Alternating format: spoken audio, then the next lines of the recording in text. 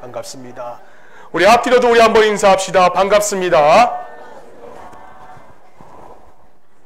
반갑습니다.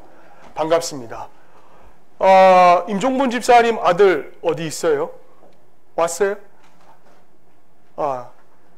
어디 있어요? 예배 자리에 앉혀주세요. 자, 앉혀주세요. 오늘은 특별한 날입니다. 할렐루야.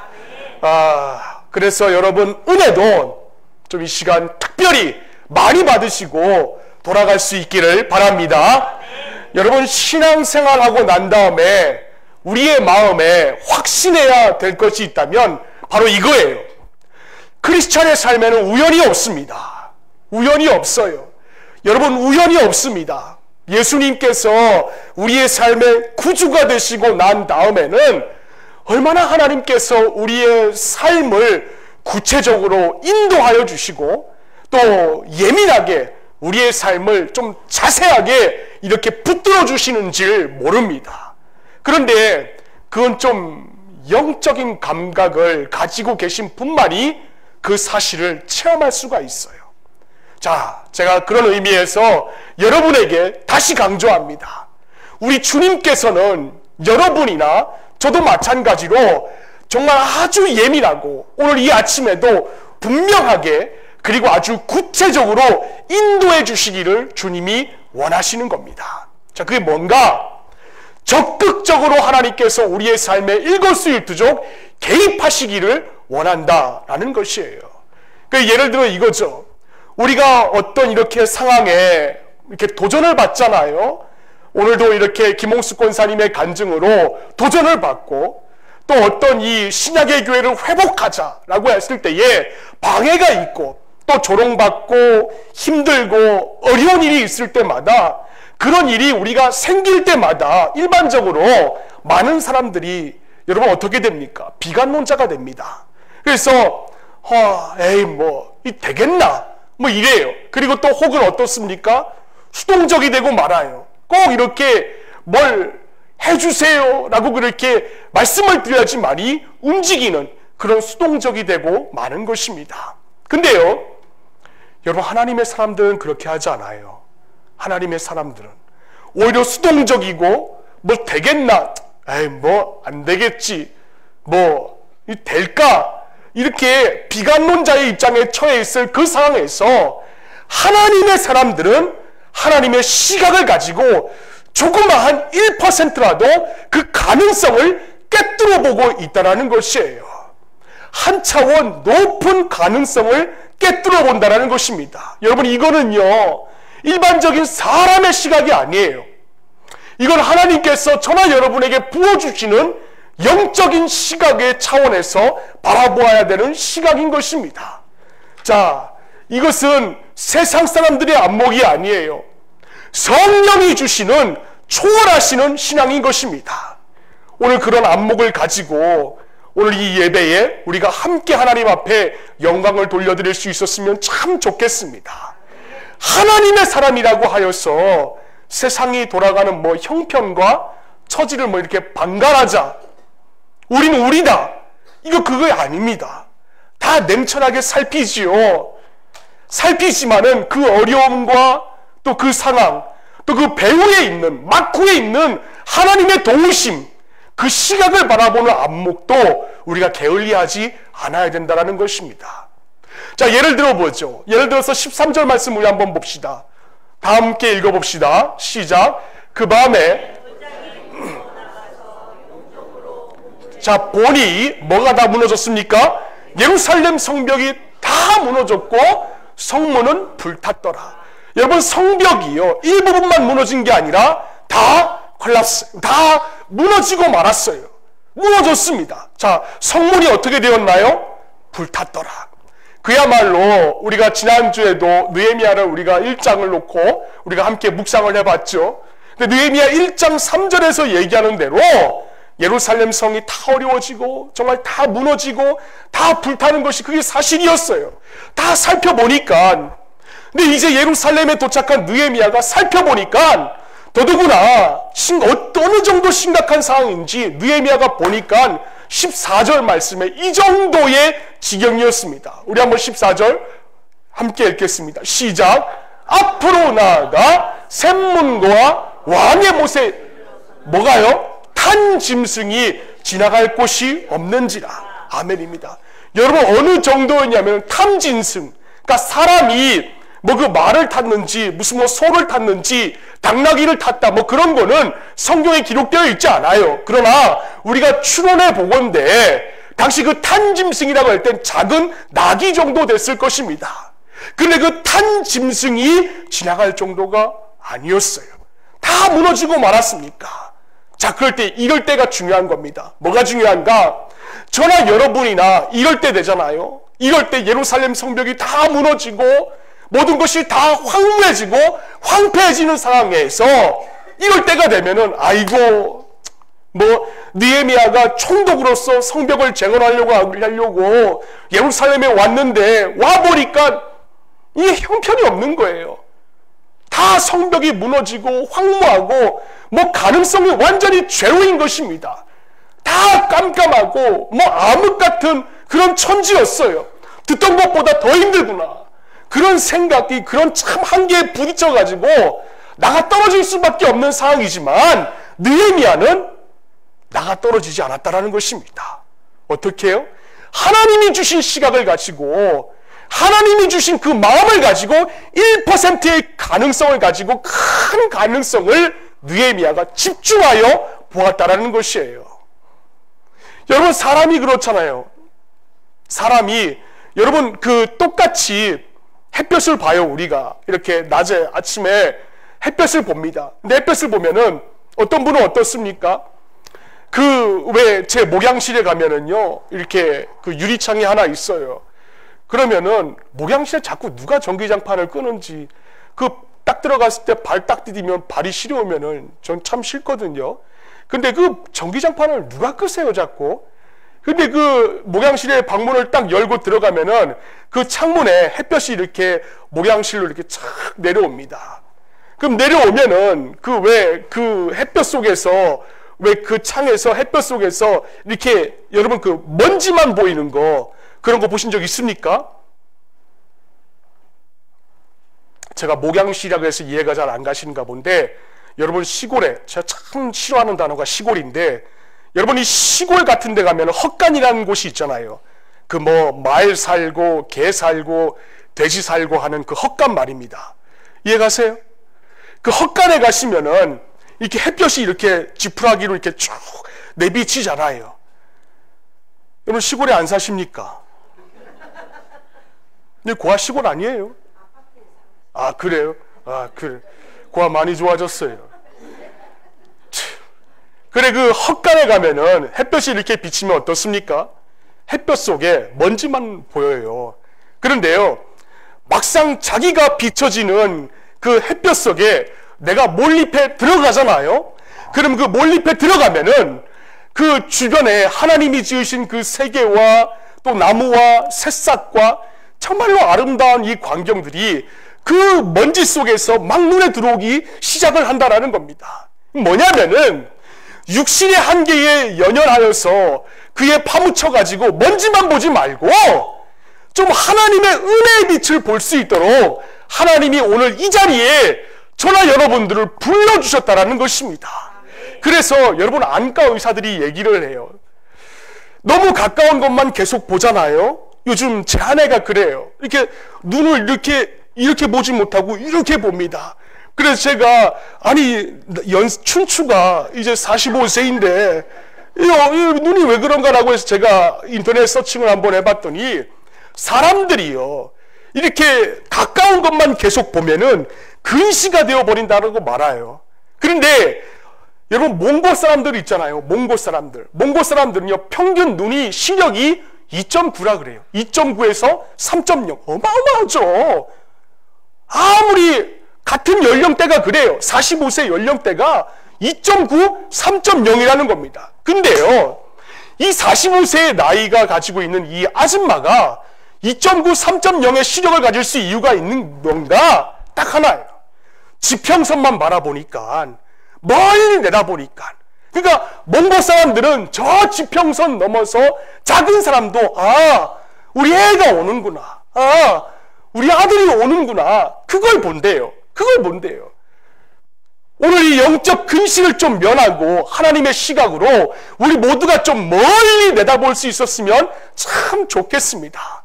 무슨 뜻인가 하면은 지금 오늘 본문의 느헤미야도 냉철하게 지금 현실을 파악하고 있었습니다. 성벽이 무너졌어요. 탄 짐승이 한 마리가 지나갈 수 없을 정도로 자기 고향의 예루살렘 성이 다 황무해졌습니다. 그만큼 힘들 정도로 그 정도로 파해가 된, 그 폐허가 된 그런 상황이었어요. 그런데 그거는 누구의 시각입니까? 사람의 시각이에요. 탄 짐승이 지나갈 정도가 안 된다. 그건 사람의 시각이에요. 눈으로만 볼 수 있는 시각인 것입니다. 그런데 영적인 시각을 가지고 탁 보았더니 오늘 본 요절이 20절인데요. 20절 말씀 보시면 이와 같이 나옵니다. 뭐라고 나옵니까? 우리 한번 읽어봅시다. 시작. 내가 그들에게 대답하여 이르되 하늘의 하나님이 우리를 형통하게 하시리. 아멘. 거기까지입니다. 여러분 보세요. 내가 그들에게 대답하여 이르되, 누가요? 하늘의 하나님이 누구를요? 우리를 형통하게 하시니. 할렐루야. 네. 여러분, 하늘의 하나님이 우리의 삶을 형통하게 하십니다. 네. 왜? 18절 앞부분을 한번 보니까는 뭐합니까? 18절 앞부분에 또 그들에게 뭐라고요? 하나님의 선한 소리. 누굴 도왔다고요? 하늘의 하나님이 현승석 목사를 도우신 일과 하늘의 하나님이 우리 박신혜 집사님을 도우신 일과 하늘의 하나님이 비록 지금 졸고 있더라도 임종분 집사님을 도우신 일과 할렐루야. 오늘 이것이 바로 기독교적인 긍정인 것입니다. 하늘의 하나님이 나와 함께 일하신다. 여러분, 현실은 어려워요. 그렇죠. 국밥 한 그릇을 팔아도 오후 1시가 되어서야 개시를 하고 현실은 어렵습니다. 느헤미야도 현실을 다 모았어요. 그러나 느헤미야는 거기서 나가 떨어지지 아니하고 하늘의 하나님이 누구를요? 나를 형통케 하신다. 내 하나님의 손이 누구와 함께 나와 함께 하셨다. 이게 오늘의 저나 여러분의 믿음의 간증의 고백이 되어야 될 줄 믿습니다. 여러분, 오늘 이거 꼭 붙잡고, 이거 하나만 꼭 붙잡고 돌아가셔야 돼요. 믿음이다, 뭐 또 복음이다, 신앙이다 하는 것은요, 긍정적인 거예요. 부정적인 시각을 가지고 밑에서 쳐다봅니다. 뭐 되겠나? 5명 전도 되겠나? 안 되지 뭐. 뭐 되겠나? 그냥 말지 뭐. 뭐 3명 VIP 초대 되겠나? 안 돼. 그거 어떻게 되겠어? 이런 어떤 의식을 갖는 게 아니에요. 예를 들어서 신앙 자체가, 여러분 믿음 자체가, 복음 자체가 부정적인 거라면은 하늘의 하나님께서 우리 예수님을, 그 하나님의 아들을 이 땅에 보내시고, 아니 예수님께서 하늘의 황태자 지기를 버리시고 저 우주적인 4차원 공간을 뛰어넘어서 우리로 하여금 만나주시고 믿게 하여 주시고 하나님의 자녀로 우리를 삼아주실 이유가 없다라는 거예요. 그냥 거기 계시면 되는 거예요.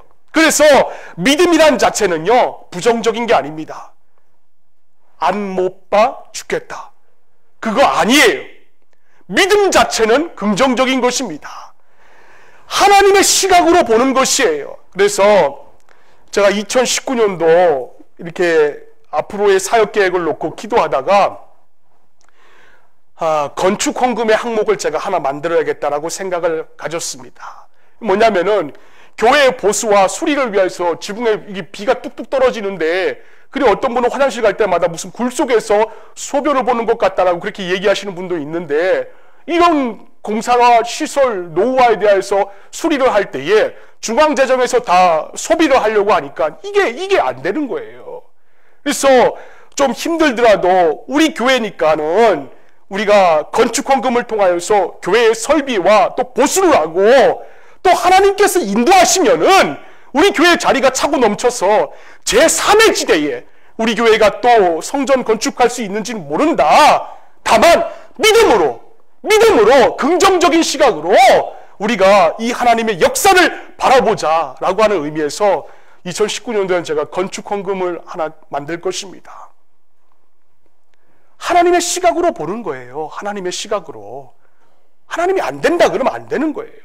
우리의 미천으로 아무리 애를 써보아도 우리는 구원받지 못할 존재입니다. 근데 우리를 찬송가 이거 있지 않습니까? 하나님의 은혜로 있을 데 없는 자, 그 다음에 뭡니까? 왜 그워가여 주는, 그 다음 뭡니까? 난 알 수 없도다. 아멘입니다. 우리 알 수가 없어요. 내가 이 자리에 왜 나와 있는지, 내가 이 자리에 나와서 왜 졸고 있는지, 내가 이 자리에 나와서 왜 땅바닥만 바라보고 고개를 보고 있는지 알 수가 없어요. 인간적인 시각으로 보면 알 수가 없지만 하나님의 시각으로 보면은 이게 바로 하나님께서 우리를 사랑하시는 축복이다라는 것을 깨닫게 되는 것입니다. 여러분 정말 그래요. 정말 수동적이 되고 비관론적이 되면은 갖게 되는 가장 큰 손해가 뭔지 아십니까? 하나님의 시각을 놓쳐버리는 것입니다. 하나님의 개입하심과 하나님의 섭리하심을 놓쳐버리고 말하는 거예요.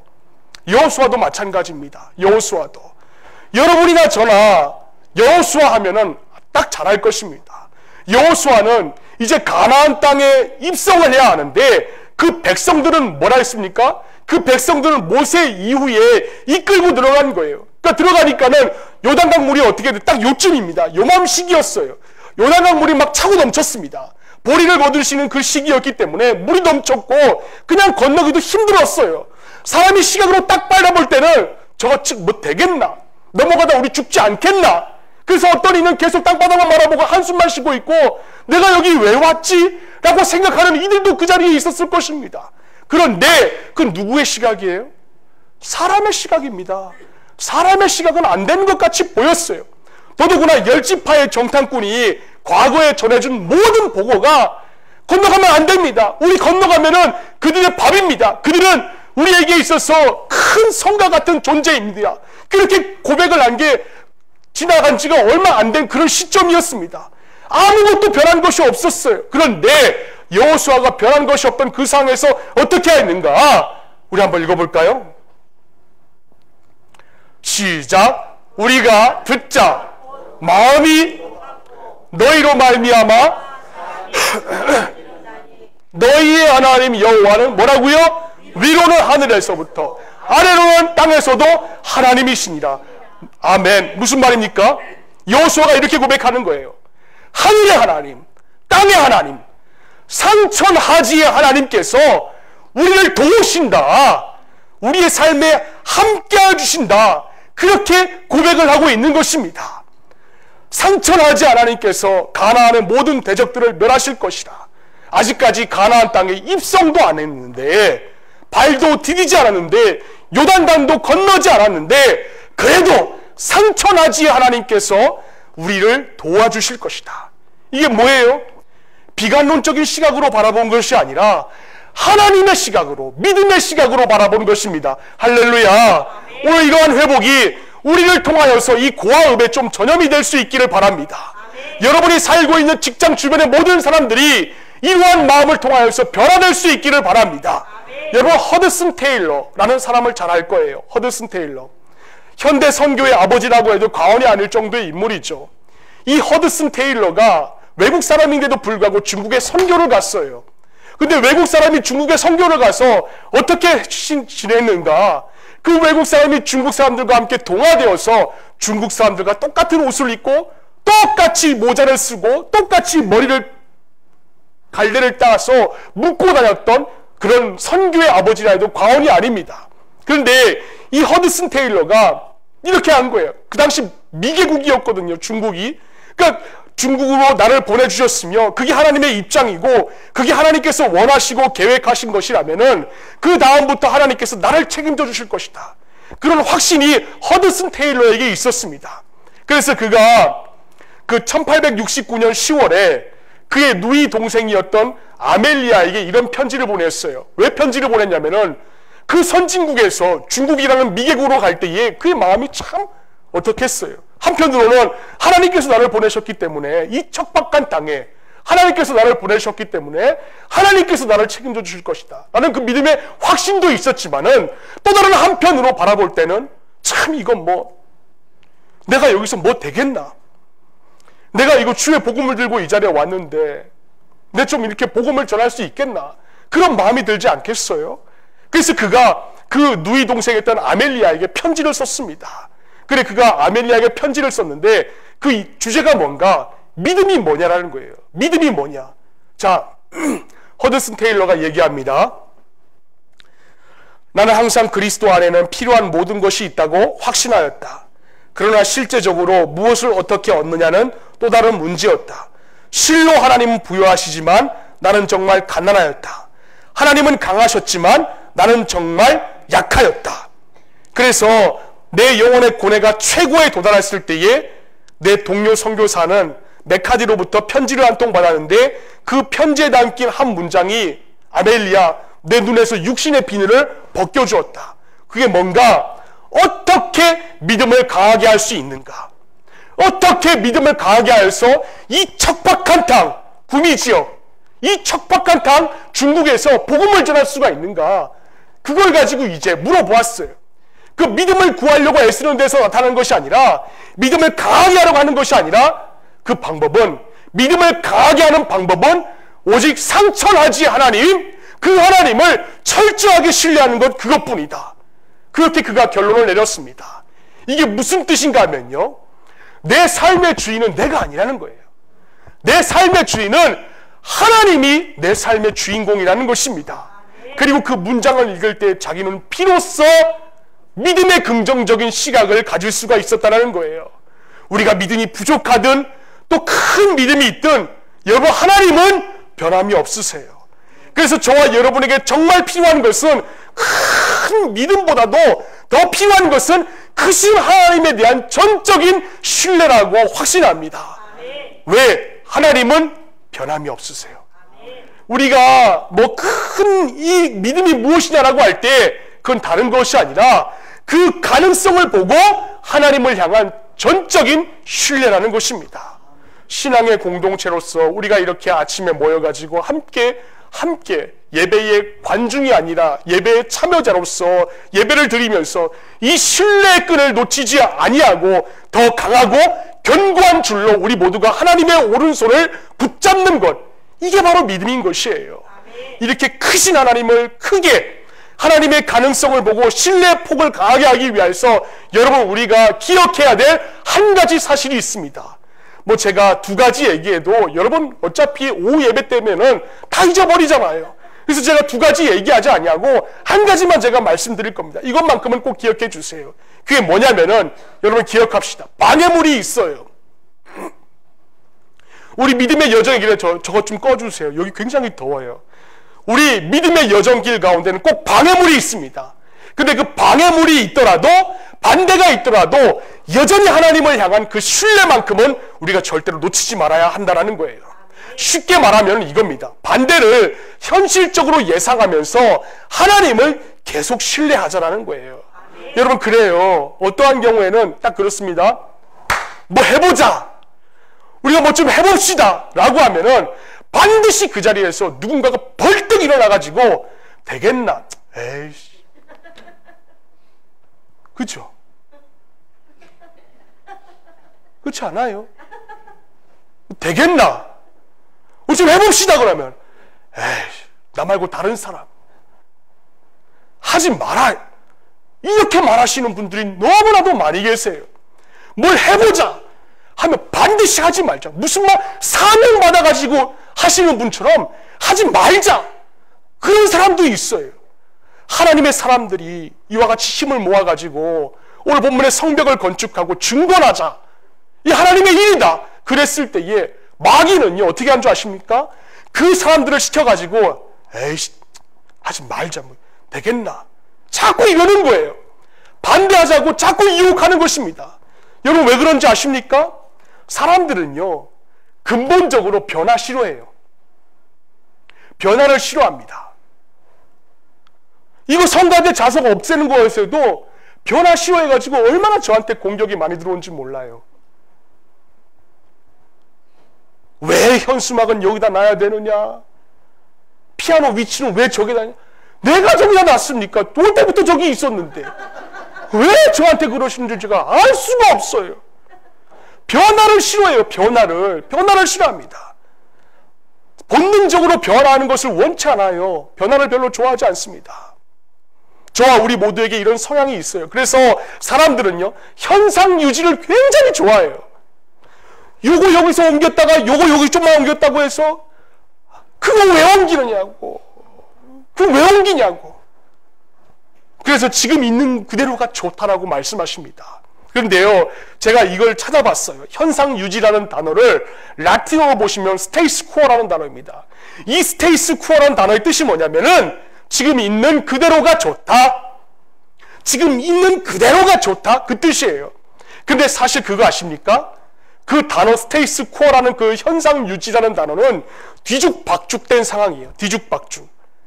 뭐 뒤죽박죽된 상황이든 뭐든 상관없이 지금 있는 상태가 좋다.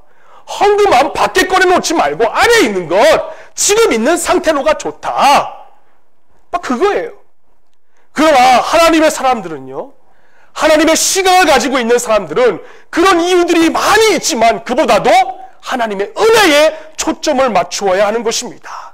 자, 보세요. 어떤 변화가 있는지. 18절 말씀 한번 봅시다. 18절 말씀 우리 한번 읽어볼까요? 시작. 10절 말씀 시작. 호론 사람 그리고 아멘. 거기까지입니다. 참, 호론 사람 이름이 뭐예요? 산발랏. 여러분 산씨 이름 들어봤습니까? 산씨. 호론 사람 산발랏. 이름도 참 괴상해요. 그 다음에 종되었던 암몬 사람이 누굽니까? 도비야. 자, 이 호론 사람 산발랏은요, 사마리아 사람들, 그러니까 이스라엘 백성들이 원수같이 여겼던 사마리아 사람들의 영적인 지도자였습니다. 그 다음에 도비야가 뭐라고 했습니까? 이스라엘 자손을 뭐래요? 계속 읽어보세요. 시작. 왔다 함을 듣고 심히 뭐라고요? 근심하더라. 자, 이 말씀에서 심히 근심했다라는 말에 한번 줄 그어 보세요. 이 심히 근심했다라는 이 말은 뭐 걱정했다 이게 아니에요. 심히 근심했다라는 이 말은 화가 났다라는 단어입니다. 여러분 성경책에 줄 그으세요. 그으라면 그으세요. 안 보는 줄 아시죠? 다 보여요. 박미자 집사님. 그으세요. 꼭 나중 가서 딴소리 하지 마시고. 지금 느헤미야가 아직까지 예루살렘에 도착도 안 했어요. 안 했는데 그 느헤미야의 반대자들이 어떤 줄 아십니까? 예루살렘 성에 느헤미야가 온다. 딱 소식을 듣고 그 좌정하여서 기다리고 있는 거예요. 그래서 막 그에게 반대 화살을 막 날립니다. 다음에 음모를 꾸미고 중상 모략을 하려고 이렇게 준비를 해놓고 있는 거예요. 누가? 도비야와 그리고 산발랏. 근데 그것을 또 느헤미야가 알았네요. 어떻게 알았는가? 정찰병을 미리 보내가지고 알았겠죠. 성의 중건을 그 도비야와 그 암몬 사람 도비야와 그 산발랏이 계속 반대하니까 안 된다. 뭐 되겠나? 뭐 전도 되겠나? 에이 뭐 하지 말지. 이러는 거예요. 그리고 어떻게 반대했는가? 19절 말씀 한번 보세요. 노래 한번 읽어봅시다. 시작. 호론 사람 산발랏과 종이었던 암몬 사람 도비야와 또 하나 늘었네요. 누가 늘었습니까? 아라비아 사람 게셈이 이 말을 듣고 그 다음 뭐라 했죠? 업신여겼고 그 다음에 비웃었고 그 다음에 하나님이 뭐냐? 너희가 왕을 배반하고자 하느냐? 그거 얘기하는 것입니다. 업신여기고 비웃고 네가 하나님이 뭐하냐? 집에서 뭐하니 너? 그거 하는 것입니다. 이게 무슨 말이냐면요. 제가 좀 이 부분에 좀 잠깐 설명을 드릴게요. 여러분 에스라서 4장 21절 말씀 한번 봅시다. 에스라 4장 21절 우리 한번 읽어볼까요? 여러분 학사 에스라와 느헤미야는 동시대의 사람입니다. 에스라와 느헤미야는 어차피 오예배 시간 되면 다 까먹을 거 제가 한 번 더 말씀드릴게요.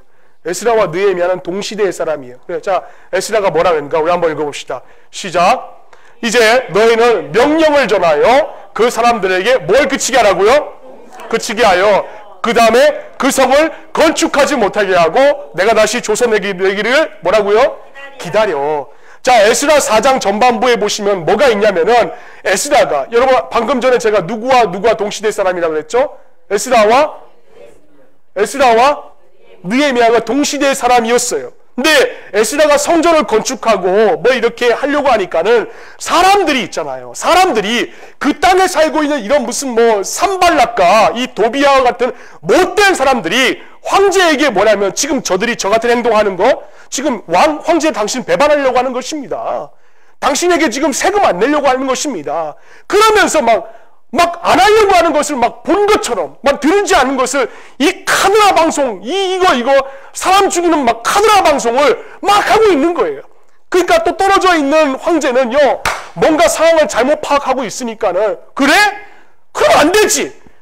하나님의 일이 제대로 진행되려고 할 때마다 여러분 이런 일들이요 막 흔히 다반사로 나타나는 거예요. 그래서 황제가 성 그거 건축하면 안 돼. 성 건축하지 마. 그렇게 줘서 명령을 내리고 있는 거예요. 여러분 바울이요 고린도전서 16장 8절과 9절을 보면은 에베소에 가서 사역을 하려고 할 때 무슨 일이 있었는가 한번 보십시오. 우리 같이 한번 읽겠습니다. 시작. 내가 에베소에 머물려 하면 그 다음에 광대하고 유효한 문이 열렸으나 뭐가 많았다고요? 참 저래요. 진짜 저래요. 뭐 합시다. 뭐 전도 좀 합시다. 뭐 되겠나. 말 말지. 3명 전도합시다. 되겠나? 하지 말지. 꼭 이래요. 이런 일들이 나타납니다. 기가 막힌 일이지요. 근데 잘 보십시오. 오순절까지 에베소에 유하려 함은 여러분 에베소 지역은 전략적 요충 지역인데 거기서 사역을 하려고 하는 이유가 뭔가 바울이 전략적 요충지에 광대하고 유효한 문이 열렸다. 아주 문이 크게 열렸는데 아주 그냥 공효를 이룬다. 큰 일을 할 수 있는 그런 유효하고도 영광스러운 그런 은혜의 기회의 문이 열렸다라고 하는 거예요. 그런데 그렇게 큰 일, 하나님의 일을 하려고 하는 그 영광스러운 일을 하려고 하는 그 다음에 뭐가 바로 나오는가? 대적하는 자가 많음이니라. 이게 아주 독특한 어떤 스타일이에요. 형식입니다. 하나님의 영광스러운 일이 있고 그 다음에 이렇게 일을 잘하려고 하지만은 바로 이어서 뭐가 나오는가? 대적하는 자가 많음이니라. 오늘 이렇게 대적하는 자가 많은 것 때문에 우리가 신음하고 이것 때문에 우리가 약화되고 그렇게 하지 말고 하나님의 시각을 가지고 우리가 좀 1%라도 새로운 가능성을 통해서 나머지 99%를 바라볼 수 있는 우리 모두가 되어야 할 것입니다. 오늘 느헤미야가 이렇게 공격하고 또 비웃고 또 조롱하고 반대하고 그 보지 않았던 것을 마치 본 것처럼 이 카드라 방송을 하고 그럴 때에 느헤미야가 약해지지 않고 뭐라고 그랬는가? 하늘의 하나님, 상처나지 하나님께서 나를 도우신다. 하늘의 하나님이 나를 형통하게 하신다. 이거 하나 붙들고 나간 것이에요. 똑같이 말로 대꾸하지 않았습니다. 말로 대꾸하지 않았어요. 논쟁하지 않았습니다. 그러면서 느헤미야가 뭐라고 얘기했는가? 여러분 하나님의 손이 함께 하시는 가운데 오늘 본문의 12절 말씀 우리 한번 봅시다. 12절 말씀 우리 한번 읽어볼까요? 시작. 내 하나님께서 예루살렘을 위해 무엇을 할 것인지 내 마음에 주신 것을 내가 아무에게도 말하지 아니하고 밤에 일어나 몇몇 사람과 함께 나갈새. 참 오늘 본문을 가지고 이렇게 저도 이번 주에 목회자 세미나에 갔다 왔거든요. 참 묵상을 하면서 저한테 참 은혜가 된 게 뭐냐면은 거기 가면서도 이제 2019년도 목회 기획안을 자꾸만 이제 생각을 하고 그랬어요. 근데 그런 가운데 진짜 저한테 이게 은혜가 된 게 뭐냐면 이거였습니다. 반대자가 있어요. 하자라고 하면 뭐 사명 받아가지고 하지 말자라고 하시는 분들이 있지만은 느헤미야는 거기서 약해지지 않고 하나님의 시각을 가지고 1%를 가지고 99%를 확장하면서 바라보았다는 것입니다. 그리고 그렇게 하면서 마음속으로 다시 한 번 더 확정하는 거예요. 야, 현 목사, 이 누구의 일이냐? 너의 일이냐? 아니면 하나님의 일이냐? 너의 생각에 의해서 비롯된 것이냐? 아니면 하나님의 나라를 위하여서 하는 것이냐? 여기서 좀 우리가 확증이 있어야 된다는 것입니다. 여러분 앞에서 주님이 일을 하려고 할 때에 또 가정이나 저 잘 모르겠어요. 여러분 직장에서나 잘 모르겠어요. 여러분 사회에서나 또 민족적으로나 우리 교회나 초등부부터 시작해서 청년부까지 각 부서마다 주님의 일을 하려고 할 때마다 그 대적이 반드시 있다는 겁니다. 뭐 하자라고 하면은 하지 말자 반대자가 있어가지고 그렇게 있는데 그럴 때 우리가 어떻게 해야 되는가? 마음을 열고 주님 앞에 좀 정직하게 우리가 생각해 볼 필요가 있다는 겁니다. 뭐야? 이게 나로부터 시작된 일인가? 아니면은 기도하다가 하나님께서 나로부터 시작된 일인가? 이것이 분명할 때 여러분 걱정하지 마세요. 걱정하지 말고 19절 말씀에 이건 도전이 있다 할지라도 확실하게 20절 우리 한번 읽어봅시다. 시작. 내가 그 다음에 하늘의 하나님이 우리를 형통하게 하시니 할렐루야. 이건 확증함이 저와 여러분에게 있어야 될 줄 믿습니다. 저는 저 말씀을 받고 너무나도 이번에 세미나에 가서 너무나도 마음이 기뻤어요. 하늘의 하나님이 우리를 도우신다. 하늘의 하나님이 너를 도우신다. 왕이 조서를 내려서 왕이 하신 일이고 하나님이 나와 함께 하신 그 일을 통하여서 왕을 통하여 한 일인데 네가 뭐 그렇게 잔소리가 많냐? 뭐가 그렇게 생각이 많냐? 하나님이 하라 그러면 하면 되고 하지 말라 그러면 안 하면 되는 거예요. 그 자꾸 자기 주장을 네 주장을 왜 자꾸 하니? 그거 얘기하고 있는 것입니다. 너희들이 이 도시를 소유할 아무런 역사적인 그 권리가 없다라는 것을 각인시켜 주었어요. 여러분 요한일서 3장 13절 말씀해 보시면요. 형제들아 세상이 누구라고요? 너희예요. 너희를 미워한대요. 미워하여도 그 다음에 뭐라 했습니까? 하나님의 시각에서는 하나님의 일을 하면 할수록 반대자들이 일어납니다. 너 왜 그렇게 신앙생활을 해? 너 왜 그렇게? 너 교회에 미쳤지? 교회 뭘 미쳐요? 주일날 한 번 나오면서 교회 미쳤다고 얘기를 듣고 예? 교회 미쳤다고 참 안타까워요. 예? 수요일날도 나오지도 않고 새벽에도 나오지도 않으면서 무슨 교회에 미쳤다는 그런 얘기를 들으세요? 안타까워요. 고개 숙이지 마세요. 뭐 잘못한 거 없잖아요. 예? 고개 드세요. 그런 얘기를 들을 때 우리 참 조롱받아요. 핍박받죠. 그렇죠? 근데 바로 이러할 때 우리가 어떤 마음을 가져야 되는가? 아유, 내가 뭐 이런 꼴 보려고 해야 되나? 내가 뭐 이런 꼴 보려고 내가 이렇게 왔는가? 하는 그 수동적이 되지 말고 비관론자가 되지 말고 우리 모두가 좀 하나님의 시각으로 올라갈 수 있기를 바랍니다. 언제까지요? 성이 하나님의 나라가 완성되는 그날까지. 자, 그럼 우리는 어떻게 해야 되는가? 어떻게 해야 되는가? 적용입니다. 방해와 대적이 있어요. 하나님의 나라와 일을 하려고 할 때 여러분 분명히 방해, 그게 남편일지도 모르고 아내가 될지도 모르고 내 자녀가 될 수도 있습니다. 방해와 대적이 있어요. 근데 있을지라도 우리는 거기에서 하나님의 신실함에 대해서는 추워도 의심하지 말고 하나님의 신뢰의 손을 우리가 간절하게 붙잡아야 한다는 것이에요. 자, 우리가 이렇게 하기 위해서는 어떻게 해야 되는가? 상황 바라보지 마세요. 상황을 바라보지 말고 어디를 바라보는가? 예수님만 신뢰하시면 됩니다. 적용입니다. 제가 이것을 묵상하다가 제 마음에 문득 생각난 자들이 있었어요. 누구냐면은 풍랑을 만나서 떨고 있는 제자들이었습니다. 여러분 마태복음 14장 말씀해 보시면 예수님이 풍랑이라는 그 상황을 만나서 떨고 있는 제자들에게 가장 먼저 하신 일이 무엇인 줄 아십니까? 마태복음 14장 27절 말씀 우리 한번 봅시다. 읽어볼까요? 시작. 나니 두려워하지 마. 나니까 두려워하지 마.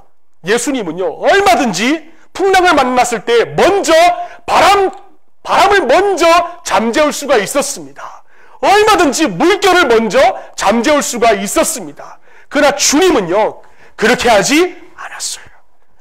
제자들이 가장 두려워하고 있는 그 상황의 근원적인 문제를 해결해 주신 것 그거 아닙니다. 예수님은 상황 가운데 있는 그 제자들에게 안심하라. 야, 내가 네 옆에 있잖아. 나잖아. 나니까 안심하라. 그걸 얘기하고 있는 것입니다. 그러니까 주님은 상황 바라보지 말고 상황을 먼저 논하기 전에 제자들이 겪고 있는 그 두려움의 근원부터 논하였던 것이에요. 자, 이것이 무엇을 의미하는가? 한참 고민하다가 제가 얻어낸 것은 이겁니다. 주님이 지금 이 풍랑 가운데 있는 제자들에게 원하신 것은 딱 한 가지였어요. 그것은 아무리 상황 가운데 폭풍과 몰아치고 방해가 있고 대적이 있고 아무리 마귀가 그렇게 역사를 이룬다 할지라도 악조건 속에 있다고 할지라도 그들의 영적인 시스템만큼은 와이파이만큼은 늘 켜져 있기를 원하셨던 것입니다. 그래서 디모데 후서 1장 7절 말씀해 보시면 이렇게 나와 있습니다. 우리 한번 읽어볼까요? 시작. 하나님이 우리에게 주신 것은 뭐가 아니라고요? 두려워하는 마음이 아니요 오직 능력과 사랑과 절제하는 마음이니 아멘입니다. 하나님이 저러세요. 여러분, 지금 우리 식구들 가운데 식구들을 먹여 살리지 못할까봐 그런 생각 속에, 그런 상황 속에 계신 분이 있습니까? 아니면 내가 건강하게 살지 못할까봐 마음에 불안이 찾아와가지고 전전긍긍하고 계신 분이 계십니까? 아니면 내가 직장을 다니고 있는데 그 직장에서 내가 명태를 당할까봐 그 때문에 그 상황 가운데 전전긍긍하고 계신 분이 계십니까? 아니면 남편 때문에, 신앙생활 때문에, 남편이 그 예수 믿는 그 신앙 때문에 어려워하시는 분이 계십니까? 여러분, 그 아무리 어려운 상황이 있다 할지라도 상황에 대한 두려움은 하나님이 주신 것이 아니라는 거예요. 하나님은 우리에게 능력과 사랑과 절제를 주시는 분이십니다. 그렇기 때문에 우리는 상황을 바라보지 말고 그런 하나님을 우리가 더욱더 바라봐야 한다는 것이에요. 왜? 시편 한번 봅시다. 시편 146편 우리 한번 왜 읽어볼까요? 시작. 귀인들을 의지하지 말며, 다음에 왜? 그의 호흡이 끊어지면 흙으로 돌아가서 그날에 그의 생각이 소멸하다. 우린 누굴 의지해야 되는가? 시작. 야곱의 하나님을 자기의 도움으로 삼으며 소망을 두는 자는 복이 있도다. 할렐루야. 우리 이런 하나님을 바라보자고요. 베드로가 주님을 바라보았을 때는 그는 물 위를 걷는 기적을 경험하였습니다. 하지만 물 위라는 상황을 그가 바라볼 때에 그는 물속으로 빠져들고 말았어요. 자, 우리 결론을 결단합시다. 마귀는 우리의 삶에 하나님의 나라를 확장하고 하나님의 일을 하려고 할 때마다, 예배자의 삶을 살려고 할 때마다 마귀는 우리의 삶에 방해물로 존재합니다. 그 수는요 없어지지 않고 산발락과 도비아처럼 하나님의 역사와 하나님의 나라를 자꾸만 가로막아요. 뭐 되겠나? 하지 말자. 자꾸만 이런 대적들이 자꾸만 점점 더 늘어나갑니다. 그러나 그러한 가운데 있다 할지라도, 두려움이 찾아온다 할지라도 우리는 상황 바라보지 말고 하나님 바라봅시다. 믿음의 주여, 온전케 하신 이인 예수를 바라보자.